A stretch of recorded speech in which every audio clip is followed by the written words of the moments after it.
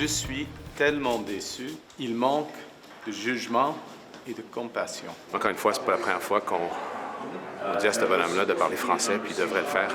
Je pense que si il ne parle pas français, il devrait démissionner. Il pourrait entendre raison et comprendre qu'il n'est plus la personne pour cette fonction-là. L'a-t-il déjà été? C'est inacceptable, c'est un manque de respect et on s'attend que le conseil d'administration d'Air Canada fasse une délibération et prenne une décision concernant le statut de M. Rousseau. Des réactions unanimes, peu importe le parti politique, les plaintes et les appels à la démission du PDG d'Air Canada s'accumulent depuis la mise en ligne de ce message de condoléances.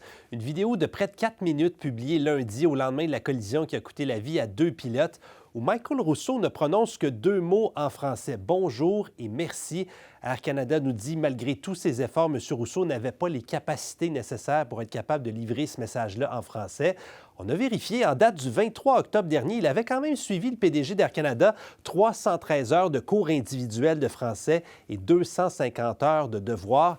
On s'est posé la question, qu'est-ce que ça prend pour apprendre une nouvelle langue lorsqu'on occupe un poste de gestion comme lui? C'est la spécialité de notre invité, Alain Lépine, qui est président-directeur général de Global Lingua, une école qui offre des cours de langue en milieu corporatif. Bonsoir, M. Lépine.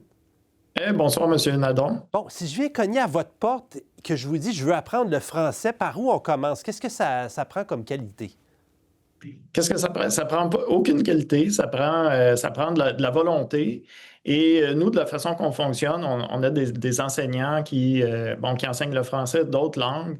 Et en fait, depuis qu'on a créé l'organisation, nous, on a intégré rapidement l'idée des cours à distance. Donc, on était innovants il y a 10 ans en utilisant Skype, entre autres, et on offrait les cours par téléphone. Puis la principale raison pour laquelle on faisait ça, c'est que notre clientèle est une clientèle occupée, donc des professionnels, des dirigeants d'entreprise, et on offre de la flexibilité dans l'horaire. Donc, c'est possible pour ces gens-là de prendre 1 cours, 3 cours par semaine au moment où est-ce qu'ils le souhaitent. OK, intéressant. Donc, on peut aménager l'horaire même si on a des rencontres pas mal toute la journée. Justement, combien d'heures par semaine on devrait consacrer à l'apprentissage d'une langue pour que ça puisse fonctionner? Bon, ça, c'est très variable. Ce que les études démontrent, dans le cas de l'apprentissage du français pour les anglophones, c'est que ça prend environ entre 600 et 750 heures d'apprentissage pour atteindre le niveau B2, qui est un niveau intermédiaire avancé. Je dirais que c'est le niveau de notre premier ministre. Donc, 600 à 750 heures, ça représente, quelqu'un qui le fait à temps plein, 25 heures d'études par semaine, pendant 6 mois de temps. Et là, on peut faire un peu de mathématiques, donc environ 15 heures par semaine sur 1 an, 5 heures par semaine sur 2 ans.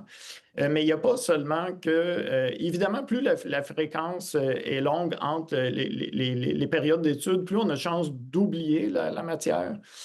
Disons, au niveau de l'apprentissage, il y a ce qu'on appelle la courbe de l'oubli. Tout le monde peut bien comprendre cette notion-là. Mais il y a d'autres facteurs qui influencent l'apprentissage. Un des éléments qui est important, c'est ce qu'on appelle la pertinence du contenu. Donc, à partir du moment où un individu ne trouve pas pertinent la matière apprise, la personne ne va pas avoir tendance à l'apprendre.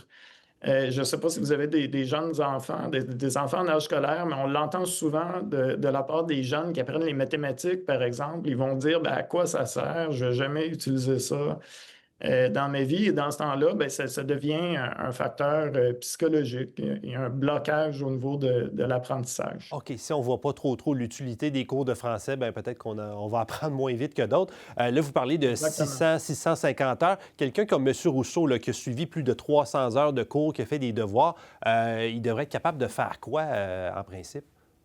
Mais normalement, il devrait être capable de comprendre un minimum d'informations. Peut-être qu'il ne se sent pas encore à l'aise pour parler. Il y a toujours, dans la première période d'apprentissage, là, puis on peut penser aux jeunes enfants, entre 1 an et 2 ans, vient un moment où est-ce que l'enfant comprend ce que les parents lui disent, mais l'enfant n'est pas capable de l'exprimer. Donc, c'est la même chose pour un adulte qui apprend une langue. Il y a toujours une première période de temps où est-ce qu'on apprend la langue, on arrive à la comprendre, mais on a beaucoup de difficultés à l'exprimer. Donc, c'est peut-être une des problématiques dans le cas de M. Rousseau. OK. Est-ce que vous parlez d'enfants, est-ce que c'est plus facile d'apprendre une langue quand on est jeune que quand on est plus âgé, quand on a plus de 60 ans, par exemple?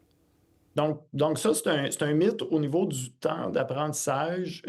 Encore une fois, ce que les études démontrent, c'est que c'est vrai que les enfants ont un cerveau éponge, donc ils ont des capacités d'apprentissage globales plus grandes qu'une période adulte. Mais ce que les études démontrent aussi, c'est qu'en vieillissant, on développe des méthodes d'apprentissage qui sont efficaces et qui font en sorte qu'un adulte qui souhaite apprendre une langue seconde, peu importe son âge, peut arriver à l'apprendre à la même vitesse qu'un enfant. OK. Est-ce que ça peut arriver que vous avez quelqu'un, peu importe les efforts qu'il va faire, ça ne fonctionne pas? Vous dites, écoutez, c'est pas pour vous, le français, vous ne serez pas capable de l'apprendre, cette langue-là. Honnêtement, non. Non. Souvent, mes enseignants vont me dire je fais de la psychologie plus que de l'enseignement de la langue. Donc, vient un moment que c'est vraiment une question de confiance. Mais non, il y a personne qui n'est pas capable d'apprendre une langue, là. Et en terminant, quand vous voyez tout ce qui s'est dit depuis 24 heures, ça vous amène quoi, vous qui êtes spécialisé dans ce domaine-là? Là, qu'est-ce qui vous passe en tête? Bien, c'est sûr que j'ai envie de proposer à M. Rousseau de nous contacter. Je pense que c'est réellement une question de volonté. Ouais, M. Rousseau peut apprendre le français. Probablement qu'il ne le trouve pas pertinent et il y a peut-être un blocage qui se fait à ce niveau. On verra bien la réaction officielle, s'il y en a une, de sa part à toute cette controverse. Merci beaucoup, Alain Lépine, de nous avoir parlé très, très éclairant. Merci.